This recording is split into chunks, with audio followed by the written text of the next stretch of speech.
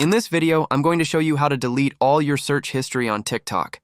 If you're new here, don't forget to subscribe or hit that follow button so you never miss an update, whether you're starting fresh or just want to keep your browsing private. This quick guide will help you clear your TikTok search history in just a few taps. First, if you tap the search icon, you'll see your recent searches pop up.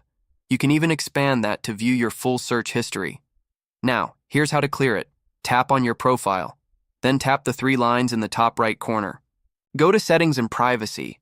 Scroll down and tap on Activity Center. Then choose Search History. From here, you can either delete individual search items by tapping the X next to them, or you can clear everything at once by tapping Select All Search History. Next, tap Delete All. Just a heads up, once deleted, this can't be undone. Finally, confirm the action, and just like that, all your search history is gone. That's it.